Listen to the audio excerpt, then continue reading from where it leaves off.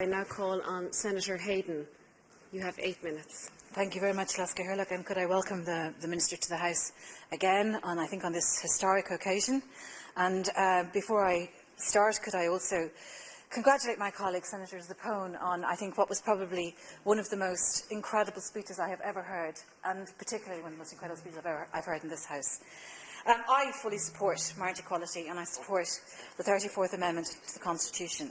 This, I believe, is an issue of human rights and equality. Everyone has a right to marry and found a family.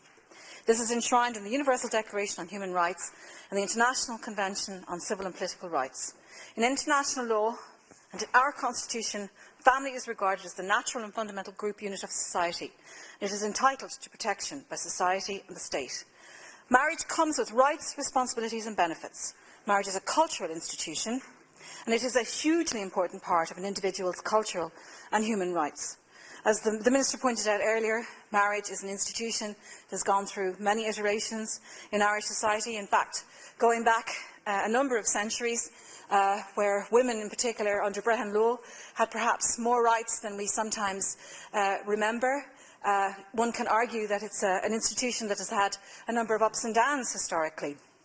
However, for most people, marriage marks a major life step and a celebration of deep and binding commitment to the person they love. And I think Senator Zappone put that very eloquently. We can no longer exclude people from this important life step on the basis of gender or sexual orientation. The denial of the right to marry is a form of discrimination, and we, as lawmakers, must do everything in our power to eliminate it. Extending civil marriage to all couples, regardless of gender, underpins wider equality and inclusion in our society.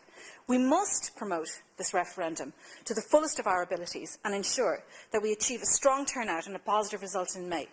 I don't accept some of the commentary in the media that suggests that people in political parties should stay out of this debate. I do not believe that that is a correct assessment of Irish political reality, and I also think that nobody who has an interest in this referendum, whether they be involved in political life or whether they be involved in civil society, should stay away from taking an active, participative role in this referendum. Archbishop Dermot Martin recently called for a legal conscience clause which would effectively allow private businesses who are opposed to marriage equality to refuse goods and services where it would be contrary to their religious beliefs. To allow such a clause would be state-mandated discrimination. If we are to support marriage equality, there can be no distinction between any couples who choose to marry.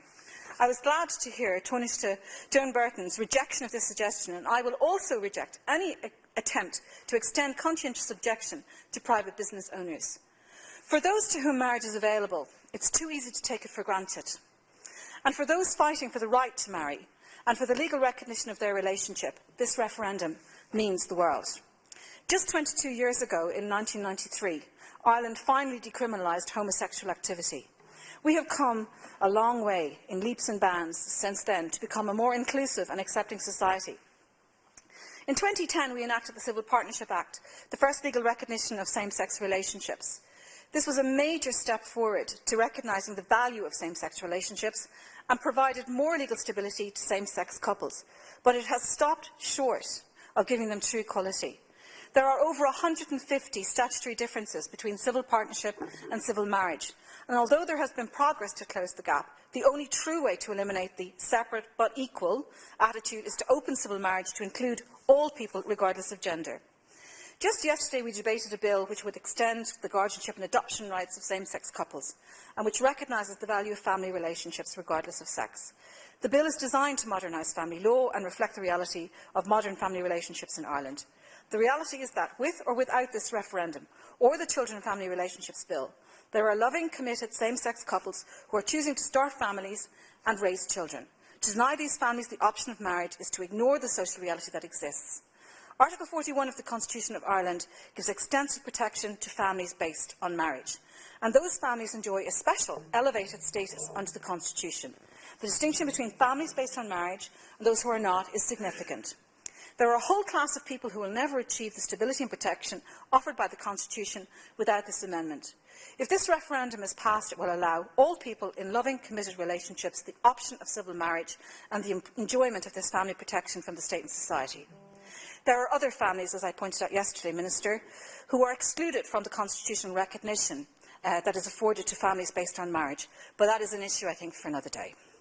If this referendum passes, Ireland would be the first country in the world to open marriage to same-sex couples by popular vote.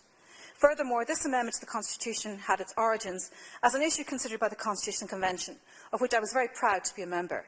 The citizens of the Convention supported marriage equality and passed this recommendation to Government, which duly considered the recommendation and set this referendum to amend the Constitution in motion. Like Senator Bacic, I am very proud of the role that the Labour Party has played in bringing this issue to the fore, but not just this issue, more generally the issue of gay rights and transgender rights. In April 2013, I voted to support the amendment, and I stand here now to restate the support and to urge the people of Ireland to do the same this Friday, the 22nd of May. This referendum will make history. It's time to make a stand for equality, for human rights, and for an Ireland free from discrimination. Earlier, Minister, you pointed out the numbers of countries in the world that have extended the right to marry to same-sex couples. When I heard you make that list, I thought to myself, we are moving as a society, as a world society, in the right direction. And then I was drawn up short to remember that there are a number of countries in the world that I will not name, where being gay is something that is now a criminal act, punishable in some cases by death. We do not, as a human society, consistently move in the one direction. But I want this country to be among those that are named and listed that is prepared to stand up and be counted and move in the right direction. Thank you, Senator.